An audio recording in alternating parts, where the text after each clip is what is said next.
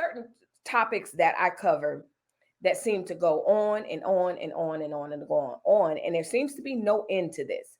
And so COVID is one.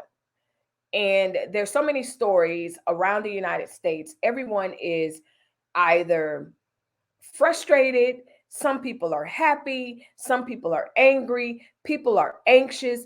It's just a story that keeps, I mean, it's like a snowball. And so in that, I reported on the different variants that's going on. There are several members in Washington that have now reported that they have turned up positive. People in Hollywood are positive.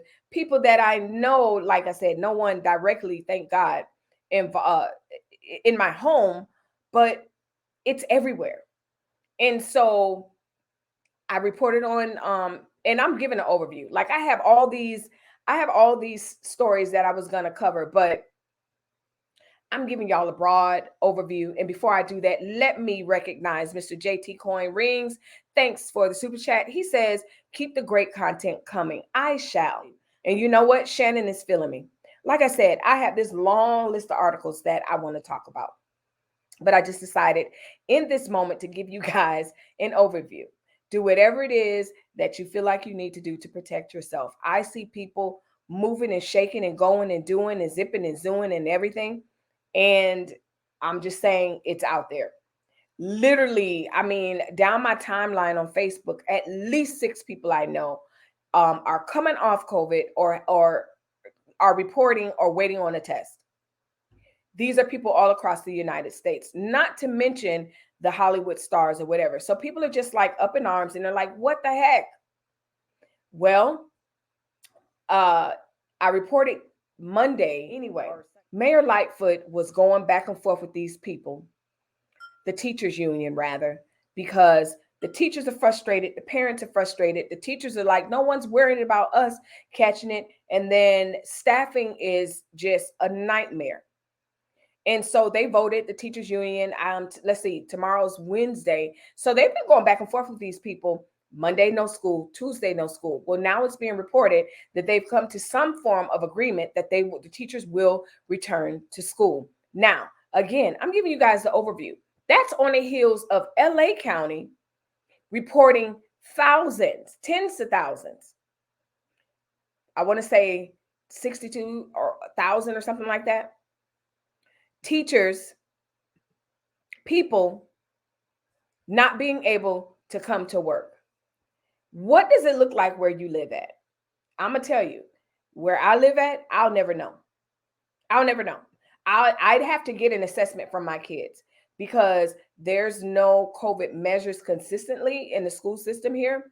And so, and they're very much into keeping the school system open and not reporting a lot. So, yeah, like my kids contact trace themselves amongst their friend group, not happening through the school. So all across the United States, I heard earlier, I was on Dana's platform earlier, and she was talking about how she knows someone that was having a hell of a time leaving California. California has increased their mask mandate and extended it to March. Like, there's a lot going on, friends. And all I'm saying is be aware, do whatever it is that you feel like you want to do and need to do for your family. Because here's the thing, I don't believe in mandates. I said that before. So govern yourselves accordingly.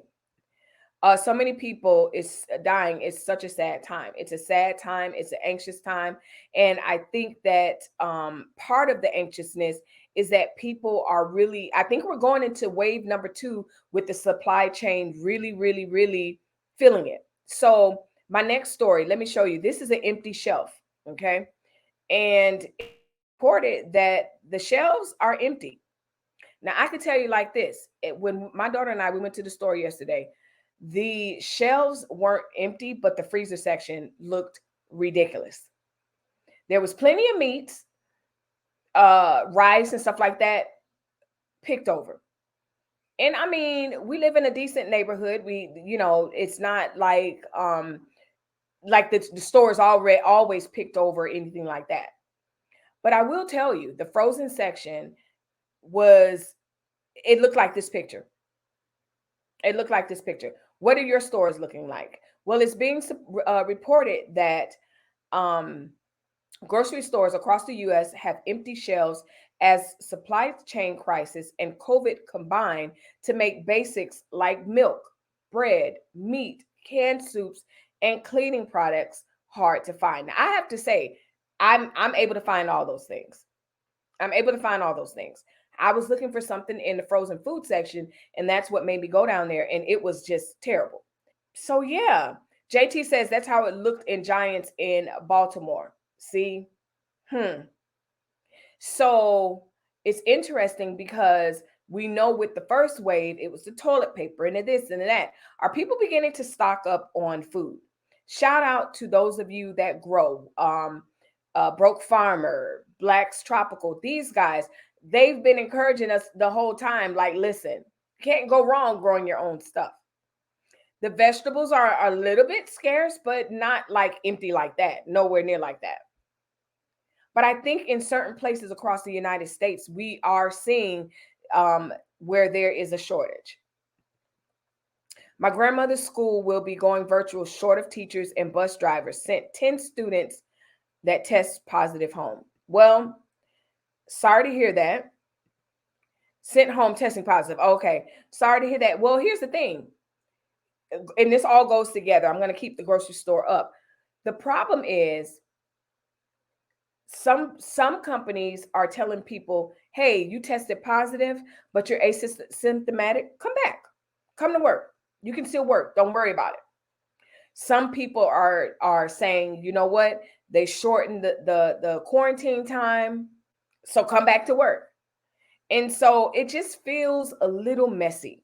Okay, it's annoying. It's not I want to say it's incongruent, but it's not. That's what I mean. It's not congruent. It's not equal across the entire United States. And so if you go somewhere that has strict mandates and over here is lax, you know, it's just crazy. And so I think that it is causing some sort of a panic, and we're seeing it in the grocery stores. I know a lot of people are seeing it at the gas pump. People are getting tired of paying the prices. Um, we're definitely seeing it in labor.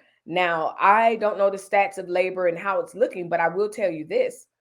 When I go to the store or I go around in the plaza, I reported this the other day. Help wanted signs all over the place. Businesses here, and again, I believe this is a testament all across the United States. People are shutting down because they can't find workers. That is the testament.